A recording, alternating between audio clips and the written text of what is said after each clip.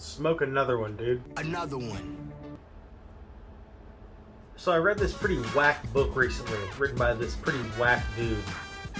And I kind of realized, fuck Alistair. So what's going on, Sims? Today, the Worst Duelist has a very special deck list for you. We have the Magistus Shaddoll deck profile. I kind of came to the conclusion, why would you want to play the Invoked engine when you could play Magic Mommy Turbo? Man, Yu-Gi-Oh! Just breathes degeneracy. I can't believe I just said that.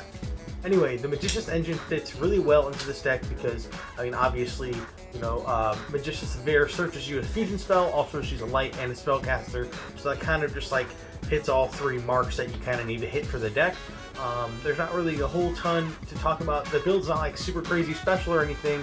It kind of really was a lot of just like swap out the Invoked engine for the Magistus engine, but there's a few other things to go over in the list, so we can just take a look at it, and that'll be that. This fucking shirt is kind of cringe, but it's kind of a meme. Alright, so starting off the list, we have the triple Rilliona, the Magistus of Vare. So, obviously, this card's really good. Searches a fusion spell, so that's nice. It's also a light monster, spellcaster, etc. List goes on where the synergy is in the deck. The graveyard effect has very niche applications. I haven't actually resolved it yet, but I have foreseen situations where it could be useful, making this kind of like a one card IWAS in the grind to try to work your way out of a specific situation. But yeah, for the doll lineup, 3 Wendy's, 2 Ariels, and 1 Chaos. This could be like another beast. It could be a 3rd hedgehog. It could be a lot of stuff. I just like the searchable light. I played 6 or 7 matches with this deck in a row the other day. This was huge a lot of the time. It was really good, so I left it in for the profile. So then we have 3 Squamata and 2 Hedgehog, 1 Falco, 1 Dragon, 1 Beast. Of course, these 3 are utility. Along with the Chaos falls under that category as well. It's a utility card. The rest of it's pretty much mandatory. I also follow the philosophy that, Austin talked about on my channel of just play 14 dolls. It's just it seems to be the most consistent. He did the math. I could run it through the calculator as well, but it's worked out really well. It just seems very fluid most of the time. So hand traps, 3 Ash. I was also considering Bell instead of this. I was considering a lot of cards. I was considering Bell, I was considering Ogre because it's a light. I just went with Ash for the video just because Ash seems to cover the most ground. I wasn't even really playing, I wasn't playing this card in my testing. I was actually playing the Invoked engine with this as well, with Austin's ratio of 3 Meltdown, 2 Alistair, 1 Invo. I didn't really like that much. And I also played with a Dogmatic engine of 3 Nadir, 1/1/1. I didn't like that either, so I cut it for 3 of this and 3 other cards that we'll get to in a second. But Ash Blossom, so 3 Nibiru. This was 2, and then I cut one of the Dogmatica cards for the 3rd. In testing, this was crazy, but I was also testing against Infernoble and a Fluffle combo deck. I know obviously in control matchups this really isn't that good, but I feel like it could be really good against Drytron, and it could be really good against Virtual World as well. So I decided to include it here. It's also light, that's relevant, and nothing feels better than Nib Gamma. That was kind of the combo that was leading the charge for last format's hand trap lineup, but also last format you played 15 hand traps, so it's a little different. But yeah, Gamma is Gamma. Gamma is really good because of the sole purpose that Shaddoll fusion can be negated by Ash Blossom, and that really sucks. So that's that, and of course the driver. And another big thing about these guys, again, like I said, they're all light. So that was the main reason we even considered Ghost Ogre. Also, Ghost Ogre has more applications than you might think this format, but that's for another video maybe. Fusion spells, yep. And Magistus Invocation. So of course this is your target for what's her face, Magistus Severe. It's basically poly, but also it lets you use if you're making a Magistus monster, it lets you use guys in your spell and trap zone as well, which is why the what's her face could be useful as well.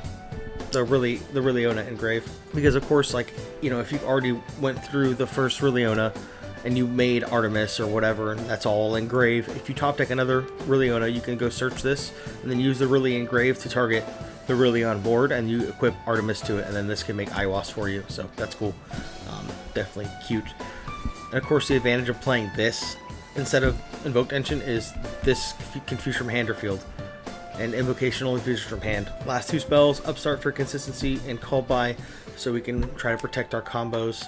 I mean, we're not really like a combo deck, but like we do like want our stuff to resolve. And again, you know, Shaddoll Fusion getting hit by Ash Blossom is fucking just absolutely terrible. So last cards are the traps. Double Resh, you need 2 of this, just like bottom line. And Schism, I've only ever needed 1 of this. So yeah, Resh is just crazy. Just due to the fact that like you can set it up for like your opponent's turn and stuff. Like actually like setting the card is really good too. Yeah, it's just, the card's nuts. Extra deck, Artemis, Gravity Controller, Cross Sheep, IP. Of course, these are like your main playmakers. You know, Artemis can fix attributes, whatever. Gravity Controller can get things going. This is, of course, like a combo piece, I suppose. And then you kind of really most of the time want to end on IP. You know, we're really never trying to play into Nibiru. We're trying to keep the summon count as low as possible. So, I mean, I'm not really like setting up a crazy big board with this deck. I'm kind of just like mid-ranging it out and grinding, because I find that I had the most success playing it that way. So yeah, that's that. And, you know, the IP is for the interaction of the unicorn on your opponent's turn, which has just been huge in all of my testing. That has just been nuts. So I mean, it's definitely no secret that unicorn's nuts with IP, but access code so we can kill them. And then the fusion's the most important part. 3 construct, because I'm not playing what's it called, invoked or dogmatica. I have room for 3 of this, so I'm gonna play 3 of it. 2 app cologne. 2 has been crazy good, because of course, like, you can use one to set up your board, or you can, you know, make one on your opponent's turn, and then you can make one on your turn. It's just been nuts. 2 window. I was playing with 1 for the longest time, and I agreed with Austin's 1, and I really only ever needed 1 in my testing, because like I said, I had the supplemental engine in all the testing games that I played, and yeah, I never needed more than 1, but I figured since I have the room, I'll play the 2. And also, I'm playing Shek.